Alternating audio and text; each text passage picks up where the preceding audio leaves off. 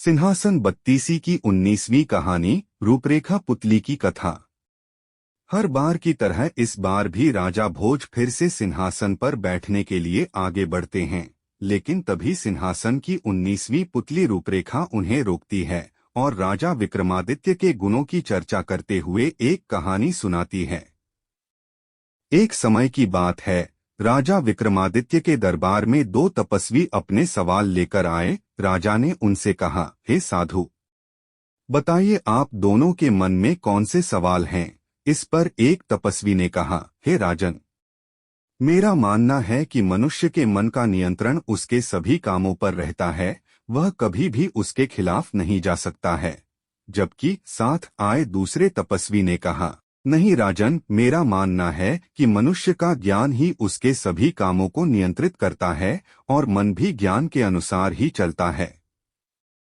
राजा विक्रमादित्य ने दोनों तपस्वियों की बातें सुनी और उन्हें कुछ दिन बाद दरबार में आने को कहा। तपस्वियों के जाने के बाद राजा विक्रमादित्य दोनों सवालों के बारे में सोचने लगे और उन्हें ये सवाल बड़े अटपटे लगे।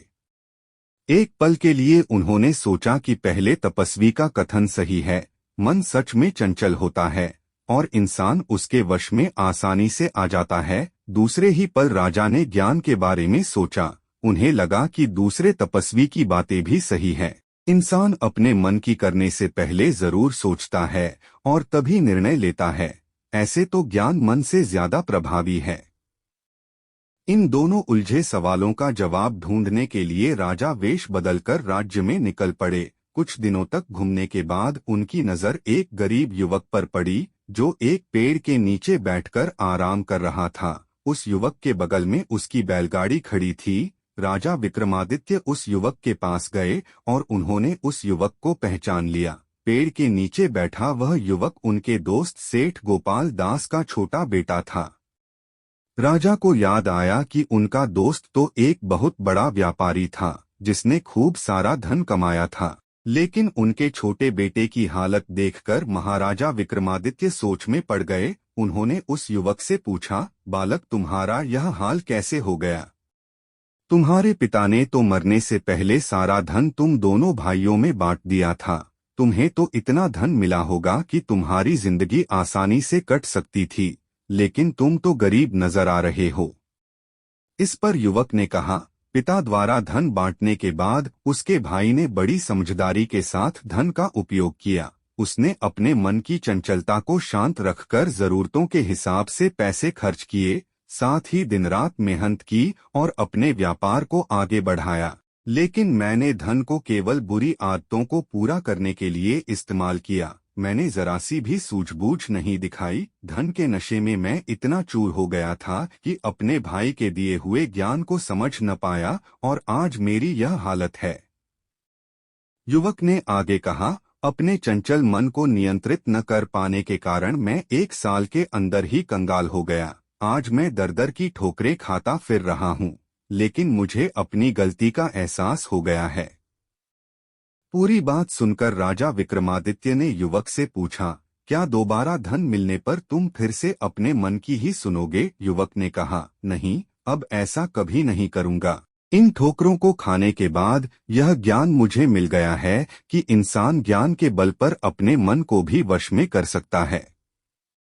युवक की बातों को सुनने के बाद राजा ने उसे अपना परिचय दिया, साथ ही कई स्वर्ण मुद्राएं देकर सद्बुद्धि के साथ व्यापार शुरू करने की सलाह दी। इसके बाद राजा वापस अपने महल लौट आए। उस युवक से मिलने के बाद राजा विक्रमादित्य को दोनों तपस्वियों द्वारा पूछे गए सवालों के जवाब मिल गए थे, इसलिए उन्होंने अगले दिन दोनों को दरबार में बुलवाया। दोनों तपस्वी जब राजा के सामने पेश हुए तो उन्होंने उन सवालों के जवाब दिए। राजा ने कहा, इंसान का मन बार बार उसके शरीर पर नियंत्रण पाने की कोशिश करता है, लेकिन उसका ज्ञान उसे कभी हावी होने नहीं देता है। एक ज्ञानी व्यक्ति कभी भी मन के आगे नहीं हारता है और वह हमेशा अपने ज्ञान से ही चलता है। राजा ने उन दोनों तपस्वियों को उस गरीब युवक की कहानी सुनाई और कहा, अगर मन रथ है तो ज्ञान उसका सारथी होता है, बिना सारथी के रथ कुछ नहीं है। राजा की बातें सुनने के बाद दोनों तपस्वियों को अपने सवालों के जवाब मिल गए थे। राजा की बातों से प्रसन्न होकर दोनों तपस्वियों ने उन्हें एक खड़िया उपहार में दिया। इस खड़िया की एक खासियत थी कि इससे बनाए गए चित्र रात में जीवित हो सकते थे और उनकी बातों को भी सुना जा सकता है। राजा विक्रमादित्य ने यह जानने के लिए कि खड़िया सच्चा है या नहीं, उन्होंने कई चित्र बनाए। खड़िया सचमुच वैसा ही निकला जैसा तपस्वी ने कहा था। धीरे धीरे राजा उसमें मग्न होते चले गए, यहाँ तक कि उन्हें अपनी रानियों की भी चिंता नहीं थी। कई दिनों बाद जब रानियां उनसे मिलने आईं, तो राजा का ध्यान बंटा। राजा ने जब खुद को देखा तो जोर से हंस पड़े। इस पर रानियों ने पूछा, महाराज आप हंस क्यों रहे हैं?